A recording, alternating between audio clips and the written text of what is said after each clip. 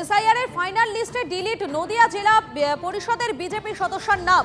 নদিয়ার ভীমপুর থানার পাকুরগাছির হিরণময়ী সরকার রাজনৈতিক কারণে বাংলাদেশি প্রমাণ করতে তৃণমূলপন্থী বিএলওর কাজ। অভিযোগ জেলা পরিষদের বিজেপি সদস্যর নেপথ্যে তৃণমূলের ব্লক সভাপতি সুশান্ত মণ্ডলের হাত থাকার অভিযোগ। যাবতীয় অভিযোগ অস্বীকার করেছে তৃণমূলের ব্লক সভাপতি।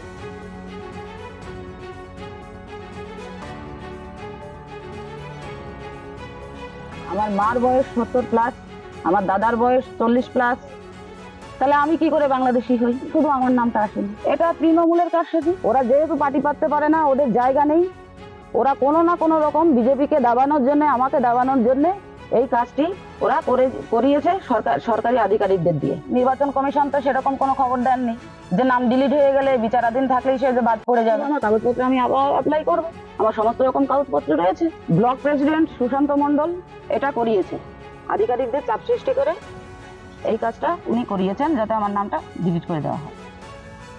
এটা সম্পূর্ণ তৃণমূলের চক্রান্ত এবং তার সাথে সরকারি আধিকারিকদের ইমপ্রেস করে এটা ঘটিয়েছে। আমার স্ত্রীকে হিয়ারিং এ ডেকেছিল, সেটা আমার নামের ভোটার লিস্টে আছে, ভোটার কার্ডে আছে দিলীপ কুমার সরকার, আর আমার ওয়াইফের আছে দিলীপ সরকার। আমার মনে হয় মিডিল নেম ডিস্টার্বের জন্য হিয়ারিং এ ডাকে। রাজনৈতিক চক্রান্ত, যেহেতু ওরা এটা করেছে যে হিয়ারিং এ গেছে, ডিসপুট পেয়েছে, হিয়ারিং মানে ডিসপুট ধরে নিয়ে সেই জায়গাটায় ওরা আধিকারিকদের দিয়ে এটা ঘটিয়েছে। এসআইআর এর নিয়মে আবার পরবর্তী যে 15 দিন টাইম, সে মতো আমি আবার নতুন করে ফর্ম ফিল আপ করবো। মহাদেব রয়েছেন আমাদের প্রতিনিধি আমাদের সঙ্গে। মহাদেব, এসআইআর এর ফাইনাল লিস্টে সেখানে এবারে নদিয়া জেলা পরিষদের বিজেপি সদস্যের নামই বাদ। একদমই দেখো, যে 62,300 জনের নাম বাদ দিয়েছে, অর্থাৎ প্রাথমিক পর্যায়ে এখনো পর্যন্ত যে 62,300 জনের নাম ডিলিট হয়েছে বলে জানা গেছে এসআইআর শুনানির পর। সেই শুনানির পরে যে তালিকা বেরিয়েছে, সেই তালিকায় কিন্তু বিজেপি নেত্রীর নাম নেই, অর্থাৎ পঞ্চায়েত সদস্য তার নাম নেই। তাকে কেন্দ্র করে রীতিমতো শুনেছে রাজনৈতিক চর্চা।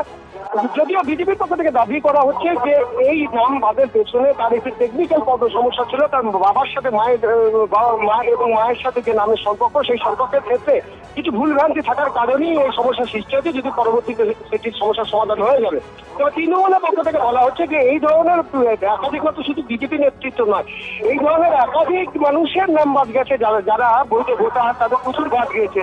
অর্থাৎ বিজেপির যে চক্রান্ত বলে জানা হচ্ছে তৃণমূলের পক্ষ থেকে। ধন্যবাদ তোমাকে।